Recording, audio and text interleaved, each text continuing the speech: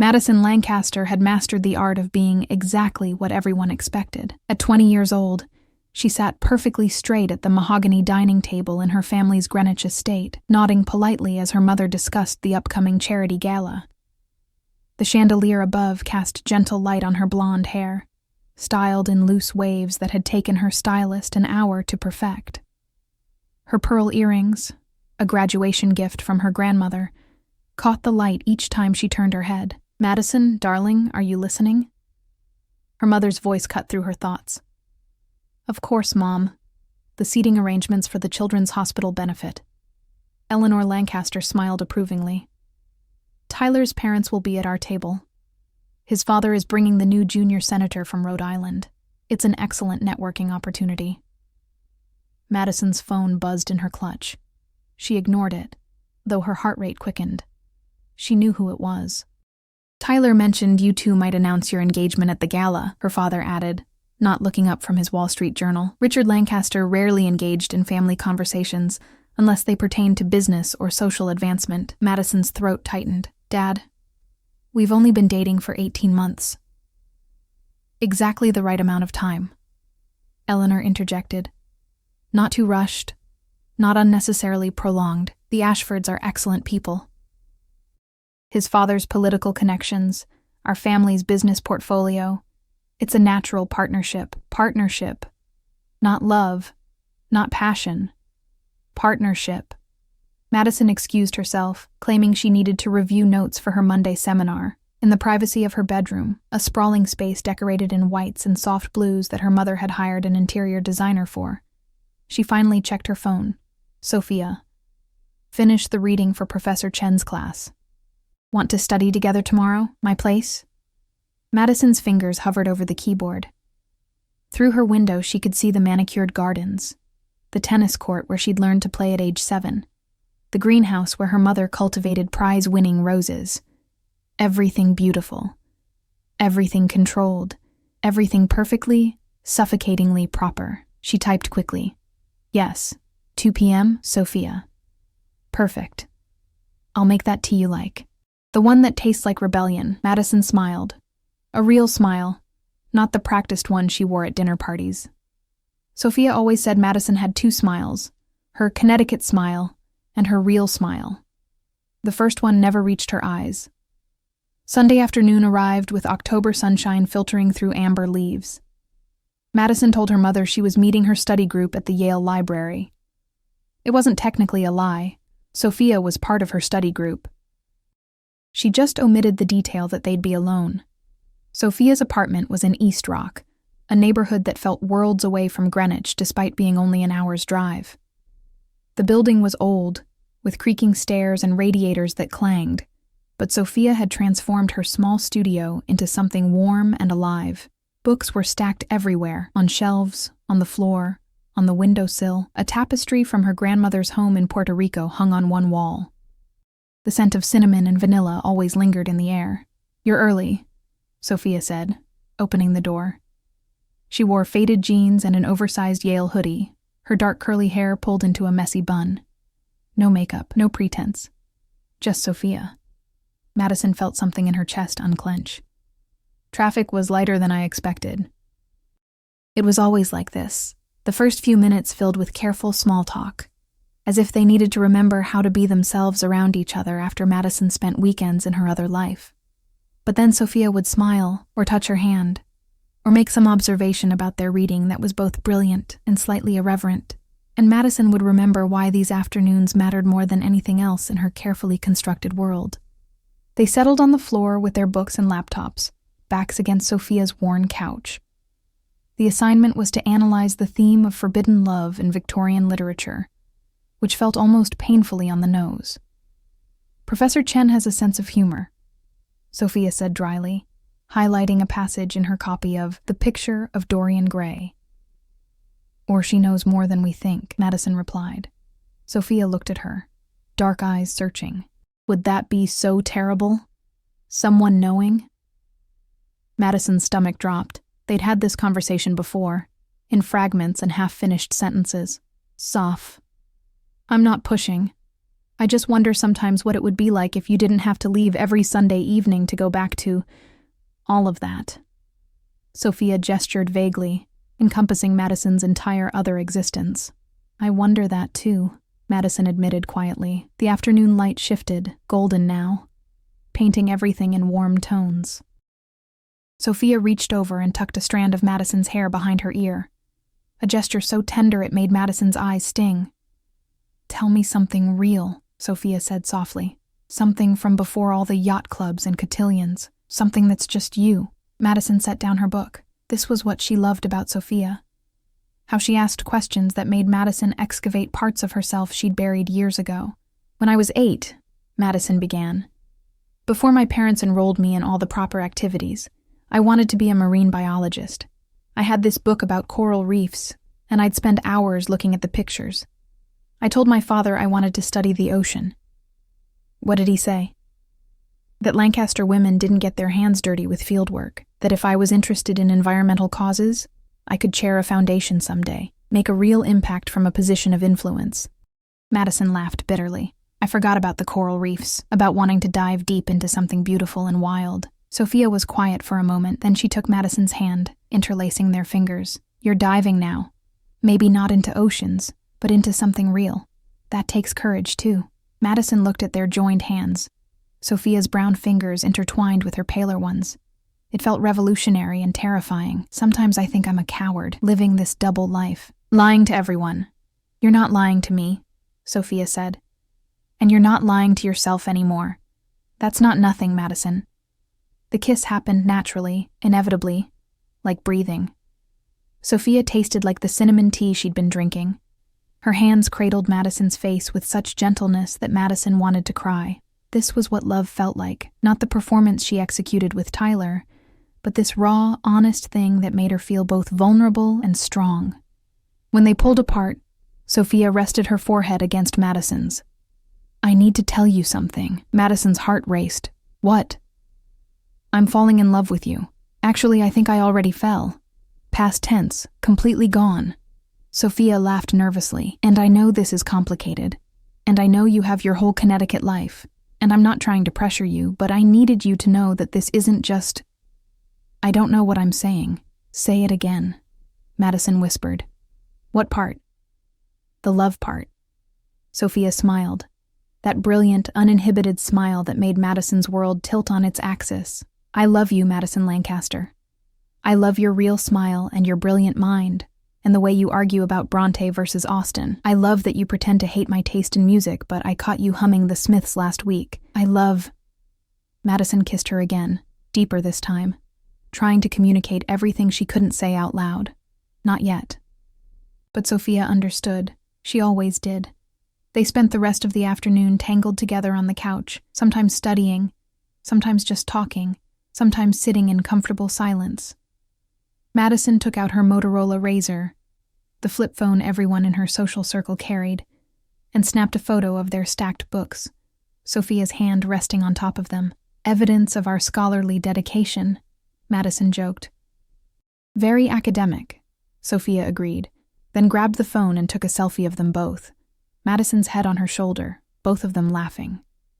Madison looked at the photo, genuinely happy, genuinely herself, and saved it to a hidden folder she'd created. A small collection of stolen moments. Proof that this was real. As evening approached and Madison reluctantly prepared to leave, Sophia walked her to the door. "Same time next week?" Sophia asked. "Actually," Madison said, surprising herself, "there's this indie film festival in New Haven next weekend. Very obscure. Definitely not my parents' scene. Would you want to go? We could make a day of it." Sophia's face lit up. "Really?" "Really. I'll tell them I'm visiting Emma from my freshman dorm. They won't question it. Another lie. Another carefully constructed excuse. But also another step toward building something real in the margins of her prescribed life." As Madison drove back to Greenwich, the sun setting over the Connecticut landscape, she felt the familiar weight settling back onto her shoulders. By the time she pulled into her parents' circular driveway, she'd reapplied her lipstick, straightened her posture, and locked away the afternoon into that hidden part of herself. Tyler's BMW was parked near the garage. Her mother met her at the door, eyes bright with excitement. "Darling, Tyler came by with the most wonderful news. He's booked a table at Jean-Georges for Friday night. He said he has something important to ask you." Madison's blood ran cold. "Mom, I don't think—" I know. You want to be surprised. I won't say another word." Eleanor practically vibrated with anticipation. "Your father and I are so proud of the woman you've become." That night, lying in her bed, Madison stared at the ceiling and wondered how much longer she could keep living in two worlds. Her phone buzzed. "Sophia, thank you for today, for trusting me with your ocean dreams, for being brave. I love you." Madison typed and deleted responses for 10 minutes before finally settling on, "I love you too." It was the first time she'd said it, written it, made it real. She had no idea that in less than 2 years, those 3 words, and everything they represented, would be exposed to the world in the most devastating way possible. But for now, in the darkness of her bedroom, Madison Lancaster allowed herself to imagine a future where she could love openly, where she could dive deep into beautiful, wild things, where she could finally be free. The autumn of 2004 bled into winter, and Madison became an expert at compartmentalization. Mondays through Thursdays, she was the Yale student her parents envisioned, attending lectures, participating in study groups, having coffee with appropriate friends from appropriate families. She'd meet Tyler for lunch at the Upper Crust Pizzeria, where he'd discuss his pre-law studies and his father's latest campaign strategies. She'd nod, smile, offer intelligent commentary about political theory, while her mind wandered to Sophia's apartment, to the way afternoon light caught in her curls, to the sound of her laugh. Fridays were for Tyler's world entirely. Dinners at expensive restaurants where she ordered wine she didn't want and discussed futures she couldn't imagine. Tyler was handsome in a conventional way. Sandy hair, strong jaw, the confidence of someone who'd never been told no. He was kind enough, never cruel, but their relationship felt like a business transaction dressed up in romantic gestures. "You seem distracted lately," Tyler said one Friday in early December, cutting into his steak at the study in New Haven. "Everything okay?" Madison refocused her attention. "Just stressed about finals. Professor Chen's exam is notoriously difficult." "The Victorian Lit class? That's the one with the scholarship student, right? Sophia something?" Madison's grip tightened on her wine glass. "Sophia Morales. She's brilliant." "I'm sure she is." Tyler's tone was neutral, but something in it made Madison's skin prickle. "You've been spending a lot of time with her. Study sessions every weekend."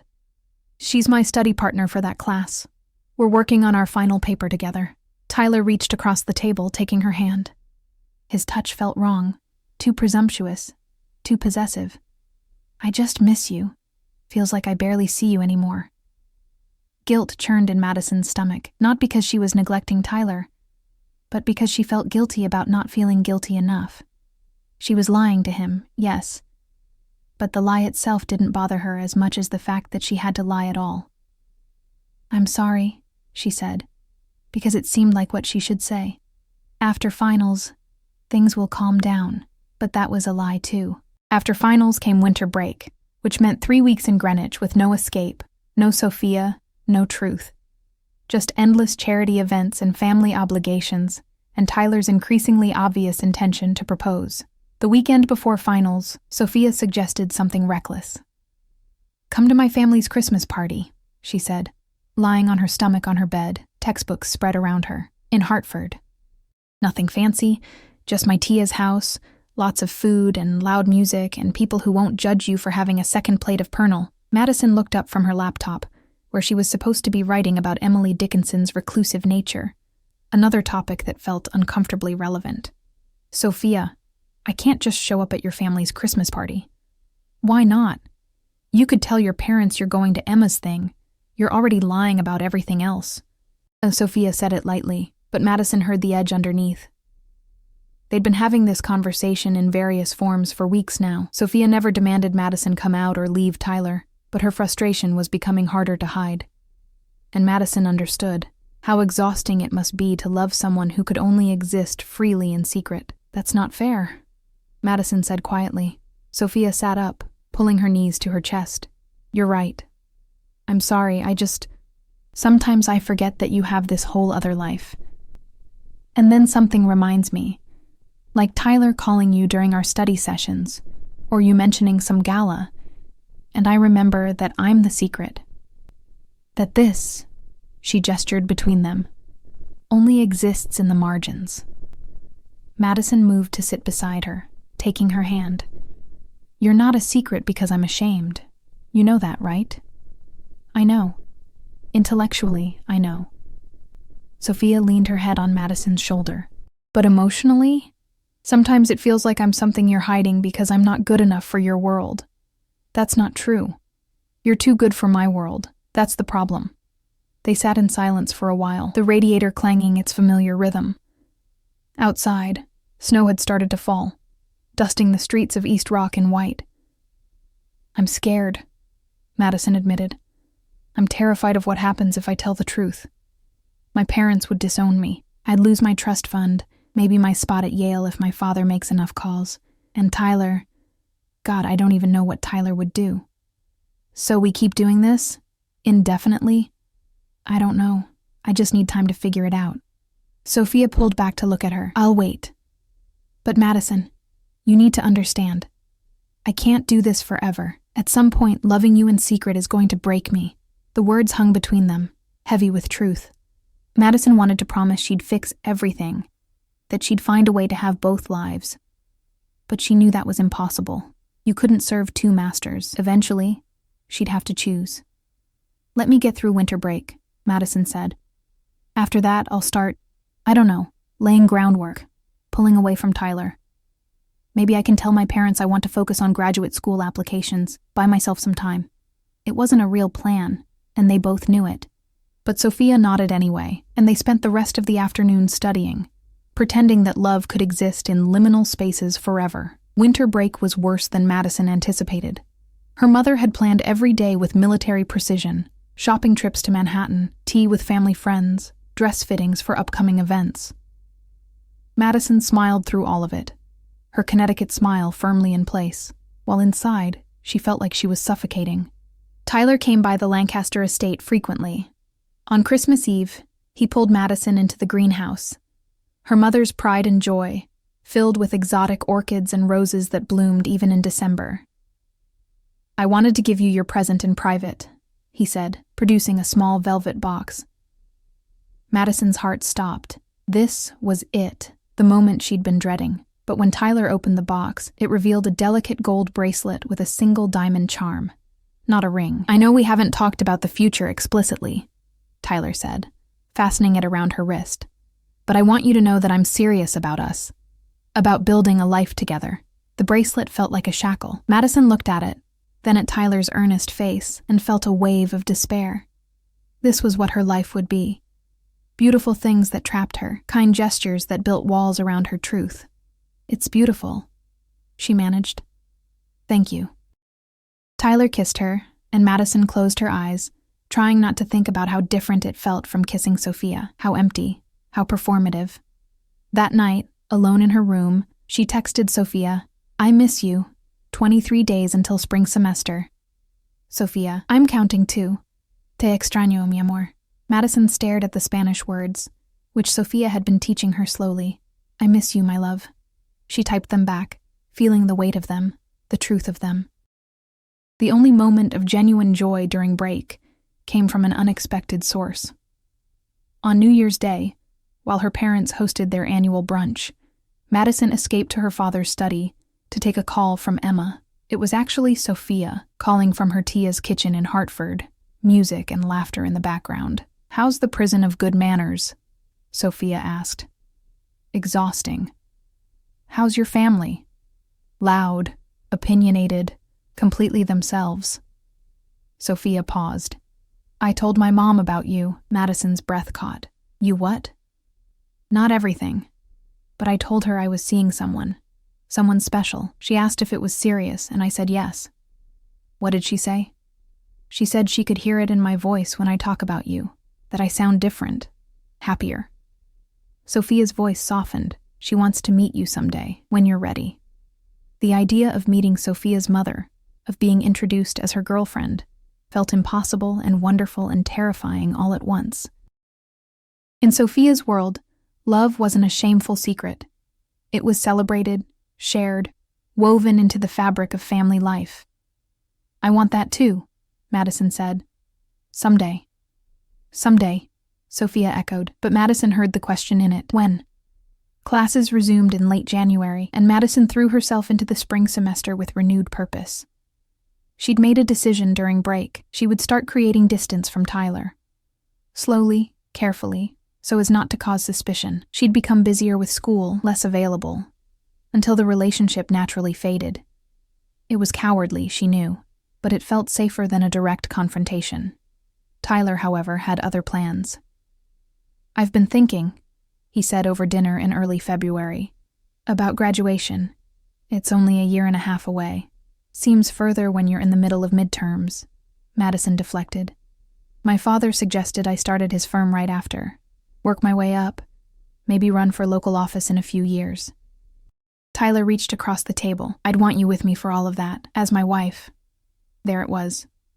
Not a proposal yet, but the clear statement of intent. Madison felt panic rising in her throat. "Tyler, we should talk.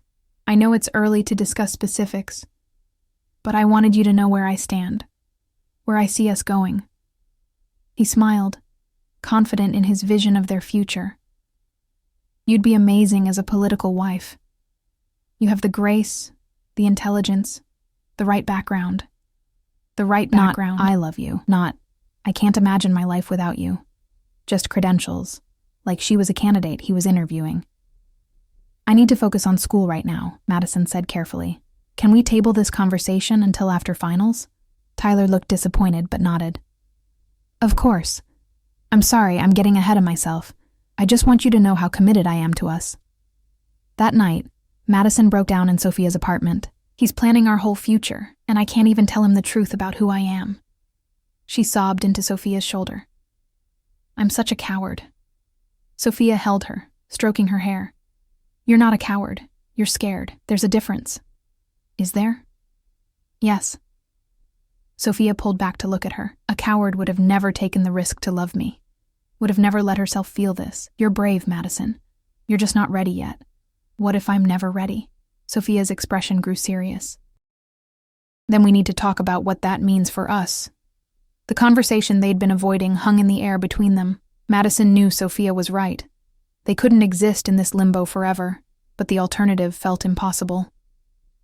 "Give me until the end of the semester," Madison pleaded. "Let me figure out how to do this without destroying everything." Sophia considered this for a long moment. Finally, she nodded. "End of semester.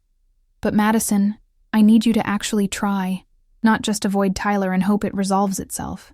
"I will. I promise." They sealed the promise with a kiss, and Madison meant it. She would find a way. She had to. But as she drove back to her dorm that night, doubt crept in. How did you tell your parents that everything they'd planned for you was wrong? How did you look at someone like Tyler, good, decent Tyler who'd done nothing wrong except be the man her parents wanted, and tell him the truth? More importantly, how did you admit to yourself that you'd been living a lie? Madison didn't have answers yet, but she was running out of time to find them. Spring 2005 arrived with unexpected warmth, and Madison found herself living increasingly in the moments between worlds. She and Sophia had developed an unspoken routine, study sessions that turned into stolen afternoons, text messages in carefully coded language, a shared understanding of glances across the lecture hall. They'd also started documenting their time together. Sophia's idea, initially. "We should have proof that this is real," Sophia had said one Sunday in March, holding up her digital camera, "for ourselves. So when you're back in Greenwich pretending to care about golf tournaments, you can remember this exists." Madison had been hesitant at first. Evidence was dangerous.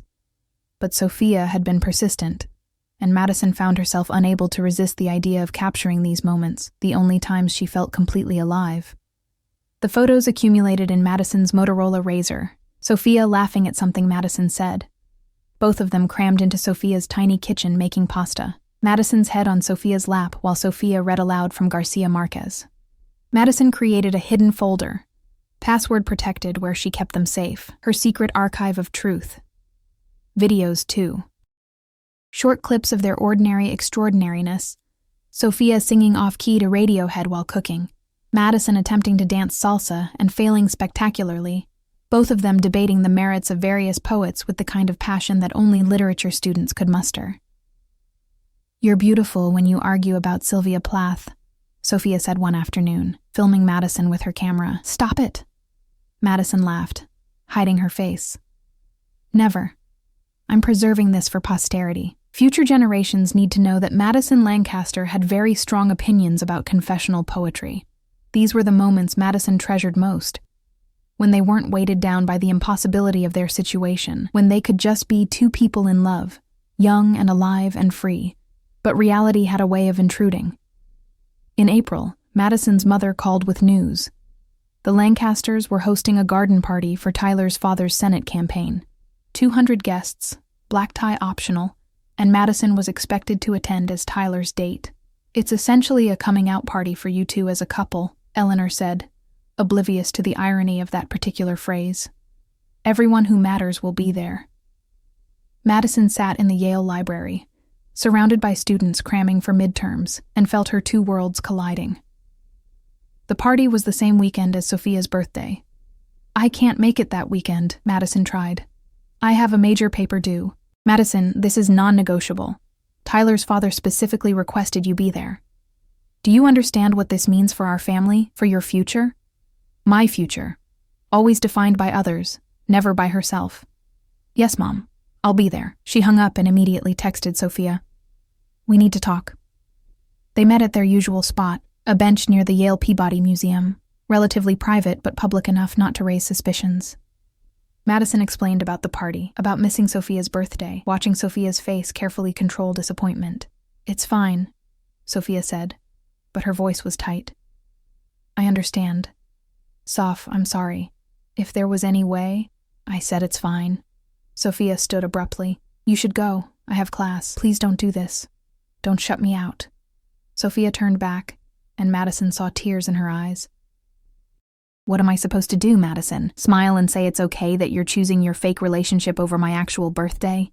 That you're going to parade around with Tyler while I..." She stopped, shaking her head. "I'm sorry, that's not fair." "No, you're right to be angry. I'm not angry. I'm tired." Sophia sat back down, deflating. "I'm tired of being the secret, of watching you live this other life and wondering if I'm fooling myself thinking you'll ever choose me." Madison took Sophia's hand, not caring who might see. "You're not fooling yourself. I love you. I know you do. But sometimes love isn't enough." The words hit Madison like a physical blow. "Are you breaking up with me?" "No." Sophia squeezed her hand. "But I'm telling you that we can't keep doing this indefinitely. You promised me you'd figure it out by the end of the semester. That's 6 weeks away. I know. So figure it out, because I can't be your secret forever." The garden party was everything Madison dreaded. White tents stretched across the Lancaster estate's back lawn, strings of lights twinkling in the twilight. Women in elegant cocktail dresses air-kissed each other. Men in blazers discussed market trends and political strategies. Waiters circulated with champagne and canapes. Madison wore a pale blue dress her mother had selected, demure, expensive, appropriate.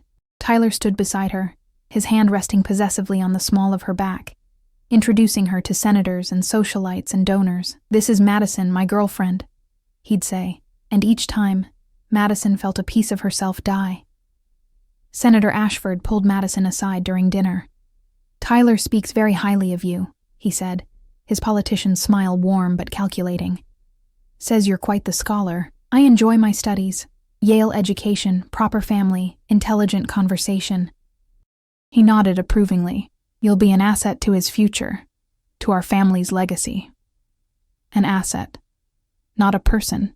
Not someone with her own dreams and desires. An asset. Madison excused herself, claiming she needed air. She found a quiet corner of the garden, away from the party, and pulled out her phone. 3 missed calls from Sophia. A text.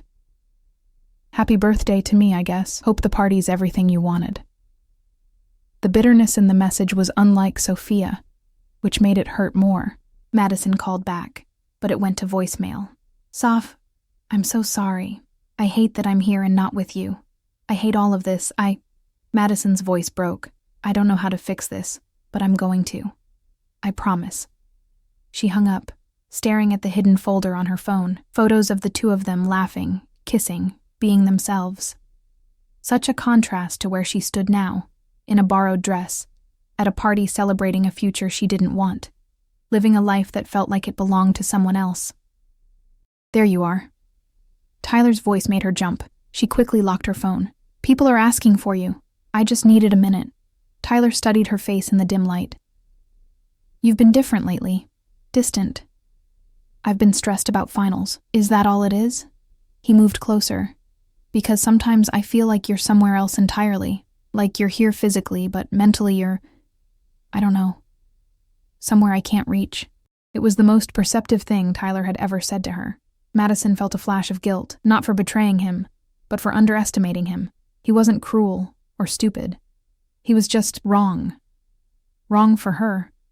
Wrong for the person she was becoming.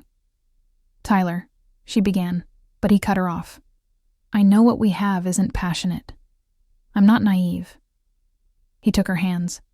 But it's solid, stable. We make sense together. And sometimes that matters more than fireworks. If only he knew that she'd already experienced fireworks. That passion wasn't just possible. It was real, tangible, waiting for her in a small apartment in East Rock, where a woman with dark curls and a brilliant mind made her feel alive in ways Tyler never could. We should get back, Madison said, avoiding the conversation she knew was coming. That night, lying in her childhood bedroom, Madison made a decision. She couldn't keep doing this. Sophia was right. Love wasn't enough if you weren't willing to fight for it. She had 6 weeks until the end of the semester. 6 weeks to find the courage to tell the truth. The next day, Madison drove to Hartford without telling anyone. Sophia's apartment building looked shabbier in the harsh morning light, but Madison didn't care. She knocked on the door, rehearsing apologies in her head. Sophia answered, looking surprised and guarded. What are you doing here? I should have been here yesterday, for your birthday. Madison, it's fine. It's not fine. Nothing about this is fine. Madison stepped inside. I missed your birthday because I was at a party with people I don't care about, pretending to be someone I'm not. While the person I actually love was alone. That's not fine. Sophia closed the door slowly. What are you saying? I'm saying I'm done. Done pretending. Done hiding. Done living half a life. Madison's heart was racing, but the words felt right. I can't promise it's going to be easy, or that my parents won't disown me, or that it won't be messy as hell, but I'm choosing you. I'm choosing us. Sophia's eyes widened. Are you serious right now? Completely. I'm going to break up with Tyler. I'm going to tell my parents the truth.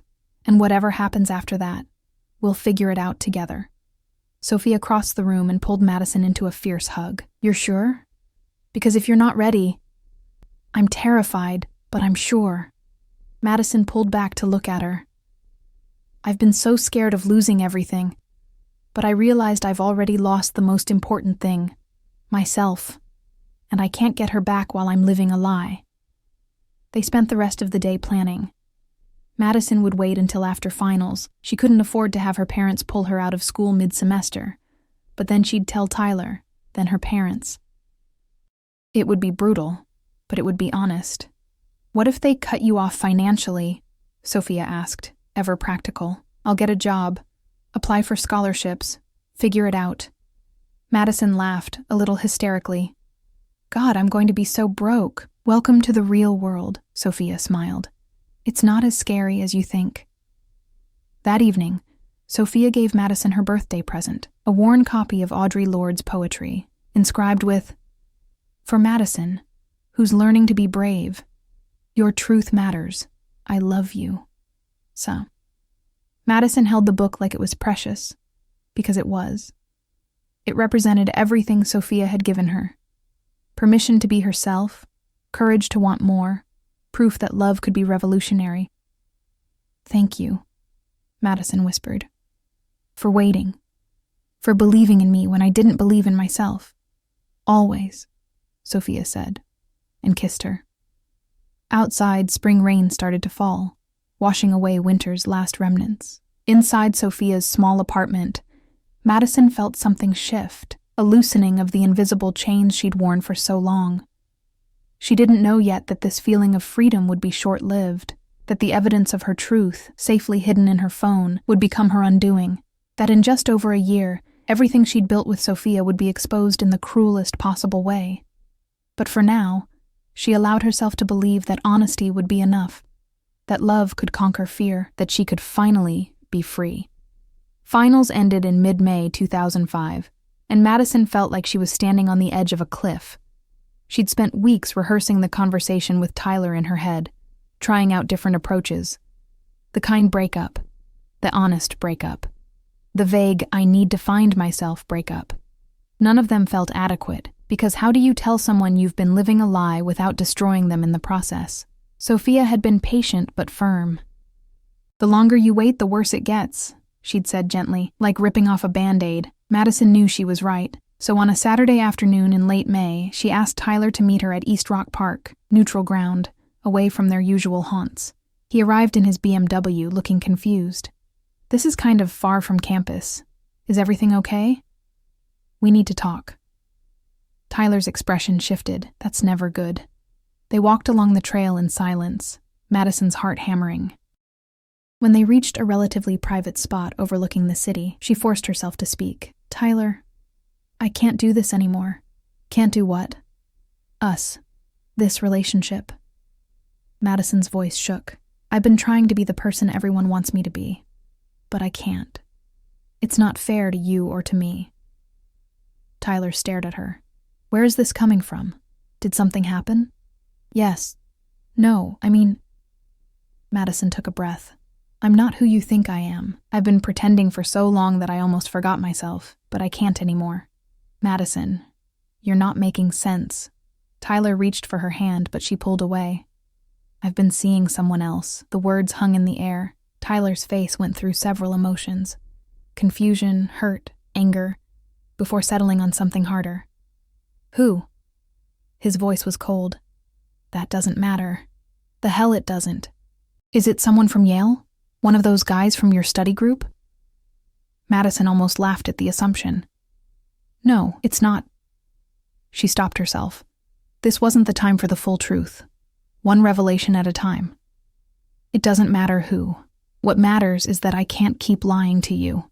Tyler's jaw clenched. "How long?" "Almost a year." "Jesus Christ." He turned away, hands in his hair. "A year?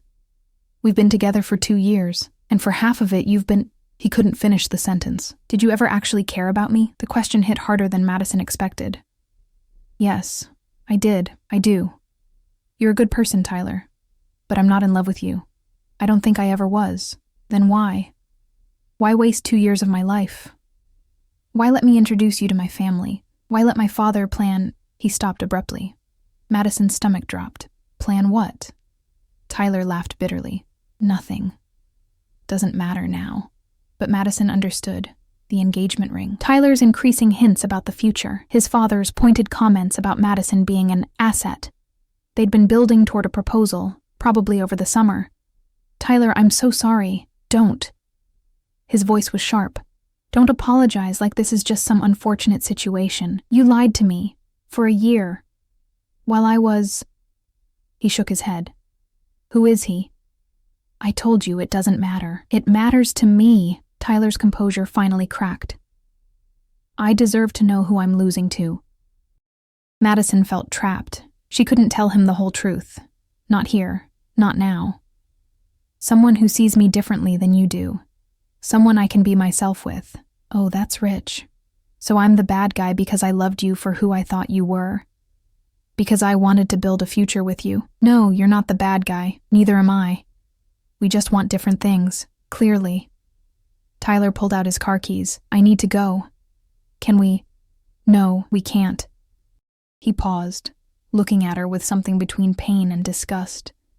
"You know what the worst part is? I would have done anything for you. Changed careers, moved anywhere, whatever you needed. But I guess I never knew what you actually needed." He walked away, leaving Madison standing alone on the trail. She waited until his car disappeared before letting herself cry. It hadn't gone well, but it was done.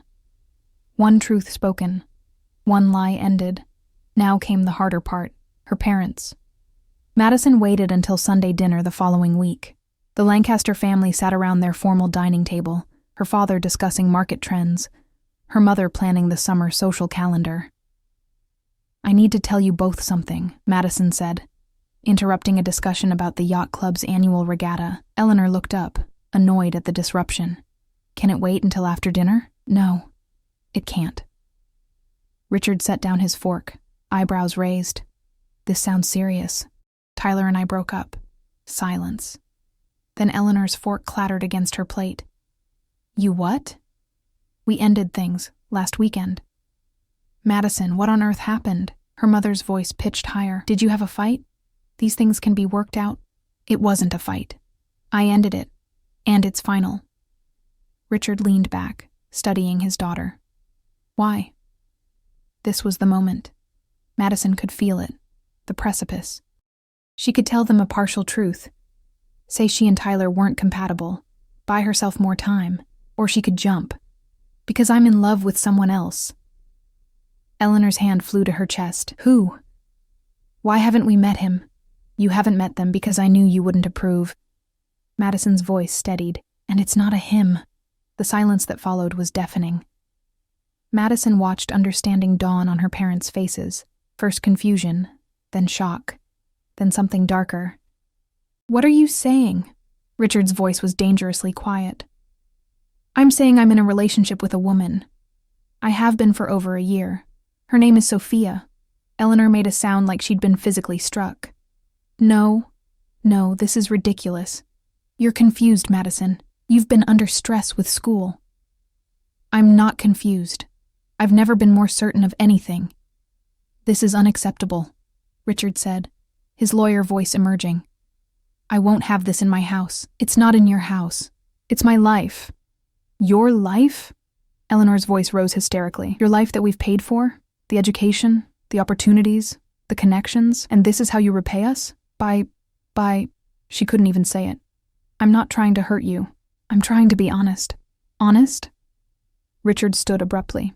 "You've been lying for a year, sneaking around, betraying Tyler, humiliating this family. I wasn't trying to humiliate anyone. I was trying to survive." "Survive?" Eleanor laughed harshly. "You've had everything handed to you on a silver platter. What exactly were you surviving? The pressure to be someone I'm not?" Madison stood too, her voice breaking. "Do you know what it's like to live your entire life trying to meet impossible standards? To smile through dinners where you discuss my future like I'm a business merger? To pretend to be happy in a relationship that feels like a cage?" "You're being dramatic," Richard said coldly. "This is a phase, an experiment. You'll get over it." "It's not a phase. I'm in love with her." "Don't say that," Eleanor whispered. "Don't use that word." "Why? Because it makes it real? Because you can't pretend I'm just confused anymore?" Madison felt something breaking inside her. Years of compliance, of people-pleasing, of swallowing her truth to keep the peace. "I love her. She loves me. And I'm not going to hide it anymore." Richard moved to the bar cart, pouring himself a scotch with shaking hands. "You need to understand the consequences of this decision. The social consequences, the professional consequences." "I understand. Do you understand that no respectable firm will hire you? That families we've known for generations will cut us off? That you're throwing away every opportunity we've worked to give you?" "I'm throwing away opportunities to be unhappy," Madison's voice cracked. "Can't you see that?" "What I see," Richard said slowly, "is a spoiled child throwing a tantrum because she can't have everything she wants." The words stung, but Madison pressed on. "If accepting who I am makes me spoiled, then fine. I'm spoiled." Eleanor had been crying silently, mascara running down her face. Now she spoke, voice trembling. "People will talk. Do you understand what this will do to our reputation? Is that really all you care about? What people think?" "In our world, yes." Eleanor's composure finally shattered. Reputation is everything, and you're destroying ours for some college fling with a... She stopped herself. With a what? Madison's voice turned steely. Say it, Mom. With a scholarship student? With a Latina? With someone who isn't from the right family? Eleanor's silence was answer enough. This conversation is over, Richard said.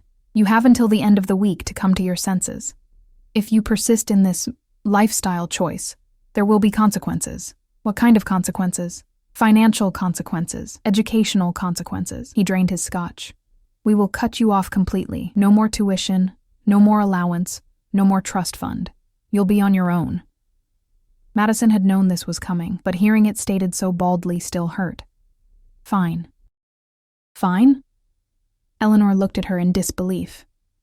Madison, you have no idea what it's like to live without money. To struggle, you're throwing away your entire future. No, I'm choosing my future. For the first time in my life, I'm making my own choice. Then make it outside this house, Richard said. You have until Friday to pack your things and leave. Madison stared at her father, at his cold expression, and realized she'd never really known him. Or maybe she had, and had just been in denial. In his world, love was transactional, image was everything, and daughters were investments that needed to provide proper returns. I'll be gone by Thursday, she said quietly. She walked out of the dining room, up the stairs to her childhood bedroom, and methodically began packing. Designer clothes, expensive jewelry, yearbooks from prep schools, all relics of a life she was leaving behind. She kept only essentials and a few meaningful items. The book of poetry Sophia had given her, some photographs from before everything became performance, and her phone with its hidden folder of truth. That night, curled up in bed for the last time in the house where she'd grown up, Madison texted Sophia, I told them. They kicked me out. Can I stay with you? The response came immediately. Of course. Always. I'm here, Madison cried then. From relief, from grief, from fear. But underneath it all was something else. Freedom. She was finally, terrifyingly, free. The next year and a half were the hardest and happiest of Madison's life. She moved into Sophia's apartment, cramming her belongings into the small space. She got a job waiting tables at a restaurant near campus, applied for every scholarship she could find, and watched her bank account hover dangerously close to zero more times than she'd like to admit. True to their word, her parents cut her off completely. Her mother sent one email, formal, cold, explaining that her trust fund had been frozen and her name removed from certain family documents. Tyler's family stopped acknowledging her existence. The social circle she'd grown up in whispered about her breakdown and poor choices. But Madison also experienced joy she'd never imagined possible. Waking up next to Sophia every morning, studying together at their tiny kitchen table, dancing in the apartment to music her parents would have hated, building a life that was messy and real and entirely theirs. Sophia's family embraced Madison with warmth that made her cry. Her mother insisted Madison call her Mommy, taught her to make arroz con gandules, told her she was always welcome at family gatherings. It was so different from the Lancasters' cold formality.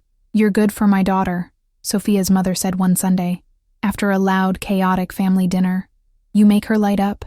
Madison had to excuse herself to cry in the bathroom. This was what family could be, loud, messy, but full of love. By spring 2006, Madison had settled into her new life.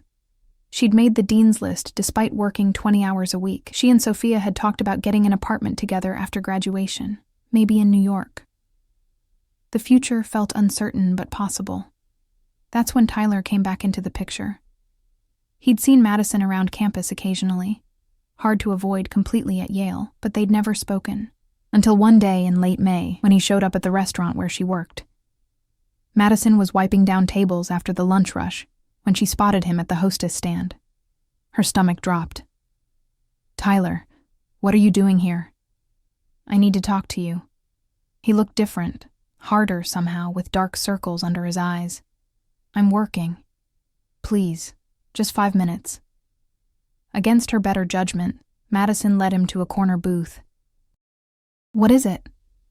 I've been trying to understand, Tyler said, staring at his hands.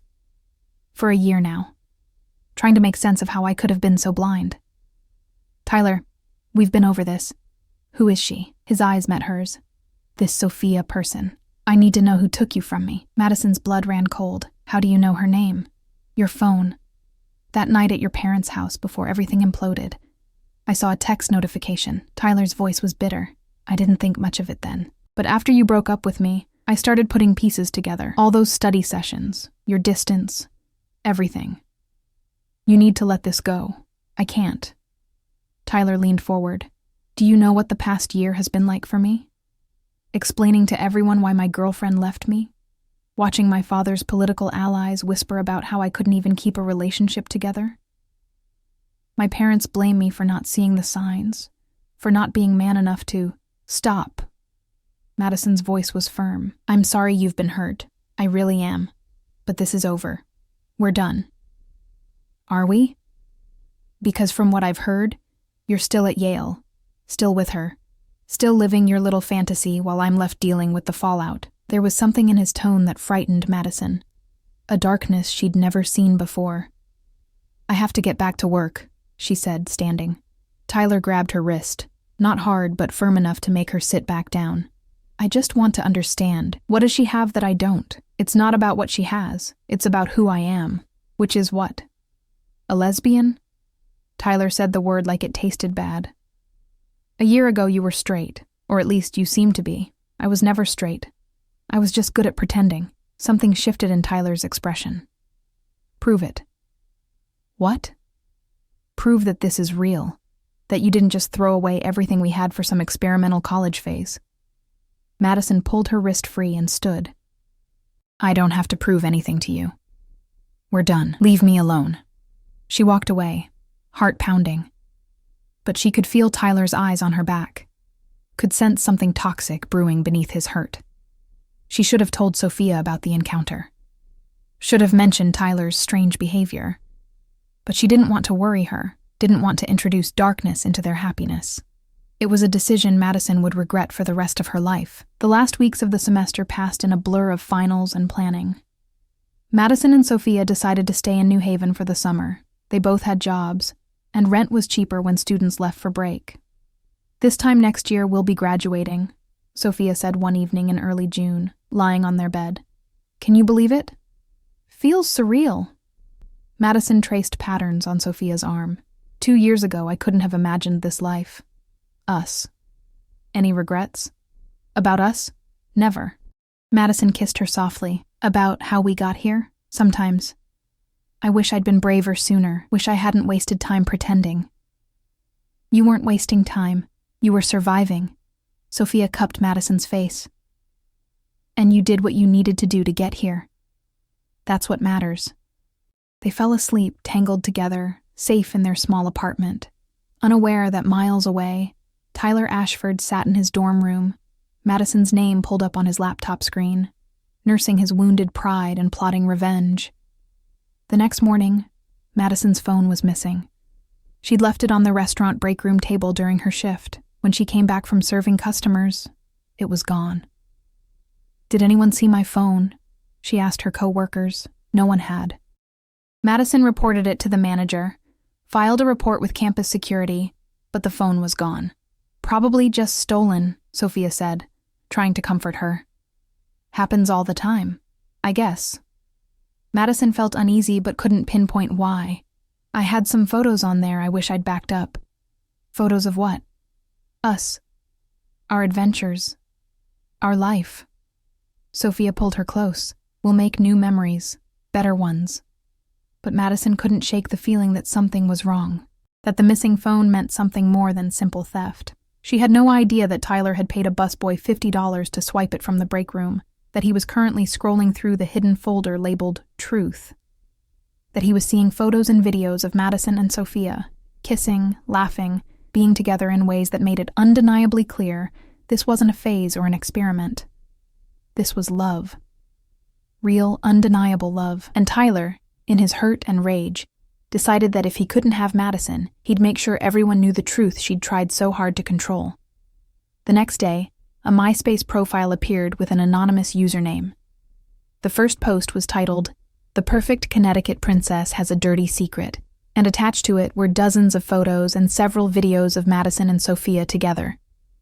By the time Madison found out, it had already been shared hundreds of times.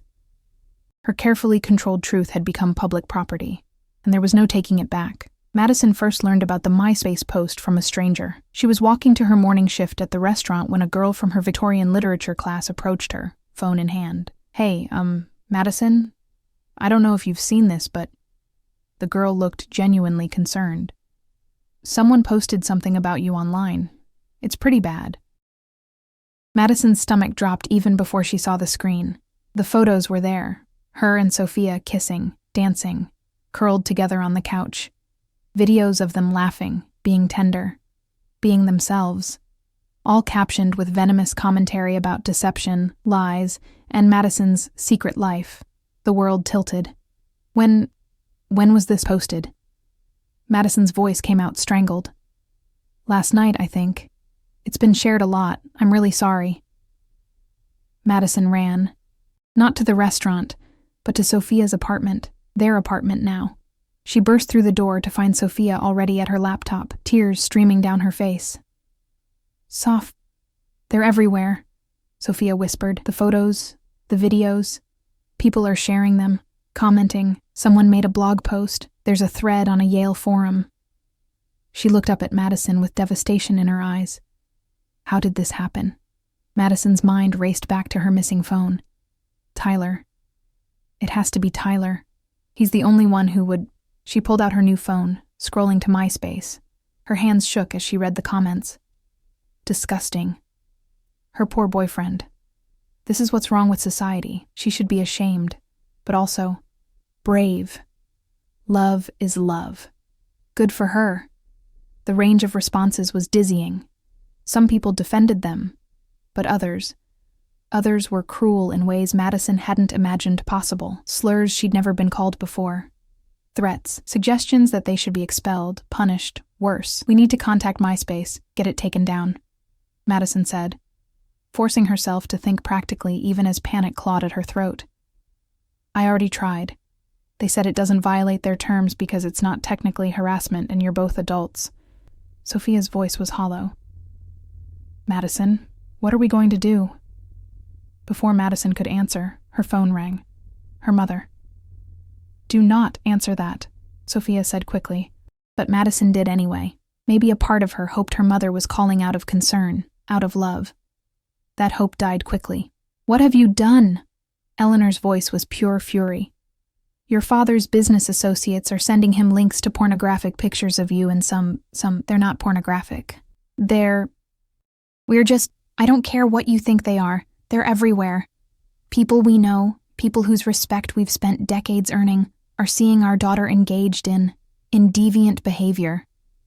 Deviant. Madison's own anger flared. "I'm in love. That's not deviant. You've humiliated this family for the last time. Do you understand? Your name is being removed from everything. The foundation, the family tree, all of it. You are not a Lancaster anymore." The line went dead. Madison stared at her phone, feeling oddly numb. She'd expected this, hadn't she? Her parents had already disowned her financially. This was just making it official, but it still hurt. Sophia came to her, wrapping arms around her. "I'm so sorry. This is my fault." "How is this your fault? Because I pushed you to come out, because I couldn't just be patient and..." "Stop." Madison pulled back to look at her. "This is Tyler's fault. Only Tyler's. He's the one who stole my phone. He's the one who violated our privacy.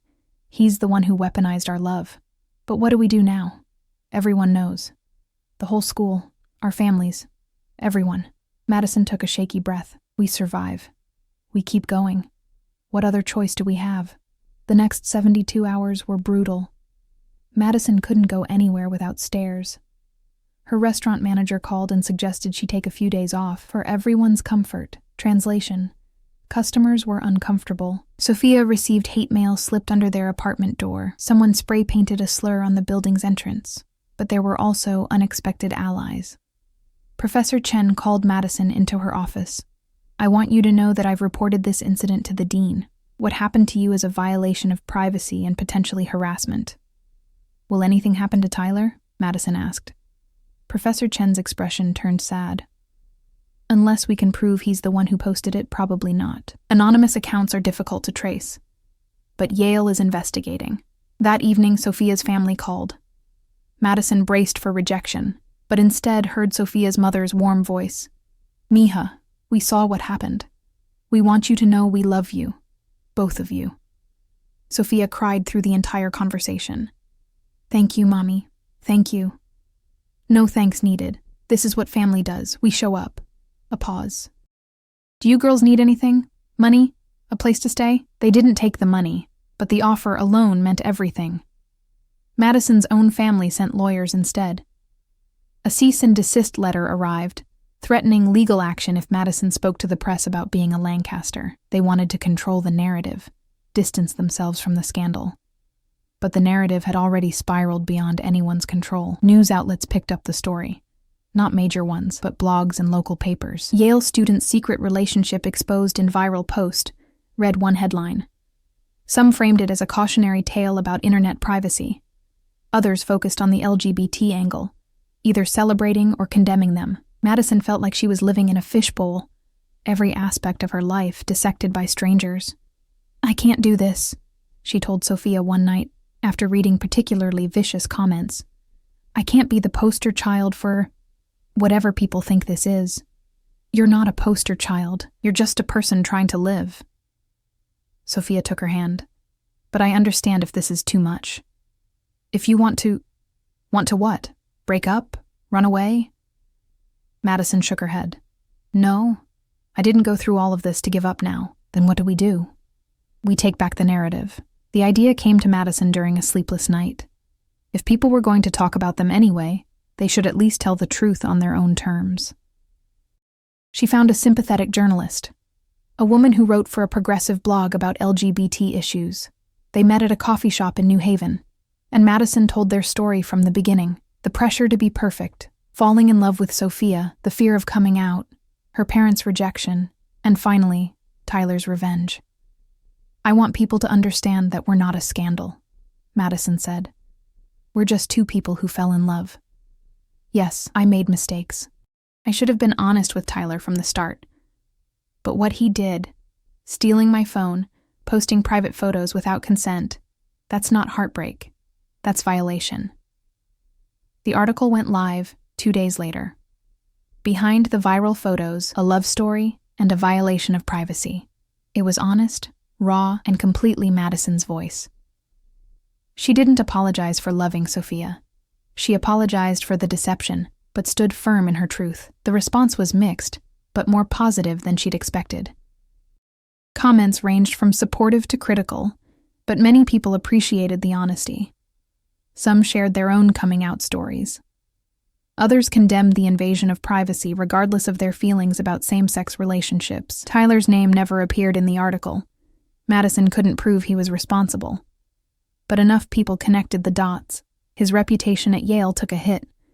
Friends started distancing themselves from him. 3 weeks after the article, Madison received an unexpected email from Tyler. I'm sorry. Not for being hurt, but for how I handled it. What I did was wrong. I've asked the hosting service to take down the posts, but you should know they're probably saved and shared already. That's on me. I hope someday you can forgive me, T. It wasn't a full confession, and the damage was already done, but it was something. Madison showed it to Sophia. Do you forgive him? Sophia asked. I don't know. Maybe someday. Right now I'm just tired. Me too. They'd been surviving in crisis mode for weeks. Now, with the immediate chaos settling, they had to figure out how to actually live with the aftermath. The summer of 2006 was different than they'd planned. Instead of carefree days working and enjoying New Haven, Madison and Sophia navigated a new reality. Madison changed her name on all social media, made everything private. They moved to a different apartment, smaller, cheaper, but anonymous. Madison lost some friends who couldn't handle the publicity or their own discomfort with her sexuality. But she also found new community, a LGBT student group at Yale that welcomed them, local activists who understood what they'd been through. You know, Sophia said one August evening, sitting on their new apartment's fire escape, In some ways, I'm glad it happened. Madison looked at her incredulously. Really? Not the violation part, not Tyler's cruelty, but the being public part. Sophia took Madison's hand. I was so tired of hiding, of feeling like our love was shameful. Now everyone knows, and we're still here, still together. That means something. Madison understood. There was a strange freedom in having nothing left to lose. Her family had disowned her. Her old social circle had abandoned her. But she still had Sophia, her education, her dignity. I'm still angry, Madison admitted. At Tyler for violating our privacy. At my parents for choosing reputation over their daughter. At the people who shared those photos like they had a right to our intimacy. You're allowed to be angry, but I'm also, I don't know, relieved? I don't have to pretend anymore. I don't have to live two lives. This is it. This is me. And people can accept it or not. Sophia smiled. That's growth, Lancaster. Please don't call me that. That name is attached to people who don't claim me anymore. Then what should I call you? Madison thought about it. Just Madison. Or yours. I'm yours. They kissed as the sun set over New Haven. Two young women who'd survived a storm and were learning to rebuild. Senior year brought new challenges, but also hope. Madison threw herself into her studies, determined to graduate with honors despite everything. She applied for graduate programs in marine biology, finally pursuing that childhood dream she'd abandoned. She was accepted to several programs with full funding. Sophia got into Columbia's graduate program for literature. They'd be in New York together. We're really doing this, Sophia said, when the acceptance letters came. Building a life. We really are. In April 2007, Madison walked across the stage at Yale graduation. Her parents weren't there. Tyler wasn't there. But Sophia was, along with Sophia's entire family, cheering louder than anyone. Professor Chen found Madison afterward. I'm proud of you, not just for your academic achievements, but for your courage. I didn't feel very courageous most of the time, Madison admitted. Courage isn't the absence of fear. It's acting despite it. You did that. Professor Chen smiled. You're going to do important work in marine biology. Don't forget that sometimes the deepest waters hide the most beautiful things. That summer, before moving to New York, Madison and Sophia took a trip to Puerto Rico to visit Sophia's extended family. On a beach in Rincon, watching the sunset over the Caribbean, Madison thought about the coral reefs she'd dreamed of as a child. I'm going to study them, she told Sophia. The reefs. I'm going to spend my life protecting beautiful, fragile things, like us, Sophia teased. We're not that fragile anymore. We survived. And they had. The viral photos that were supposed to destroy them had instead freed them. The rejection from Madison's family had hurt, but it had also released her from impossible expectations. Tyler's cruelty had been a violation, but it had forced her to stop living in the shadows. Years later, Madison would give talks about internet privacy, consent, and the weaponization of intimate images. She'd become an advocate while also pursuing her passion for marine biology.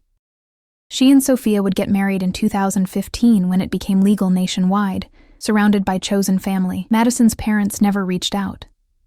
They lived their country club life in Greenwich, pretending they'd never had a daughter. Tyler sent a wedding card, anonymous, but Madison recognized the handwriting that simply said, "Congratulations, you deserve happiness." She did. They both did. The viral video that was supposed to be their undoing became the beginning of their truth, and while the path hadn't been easy, Madison wouldn't change it.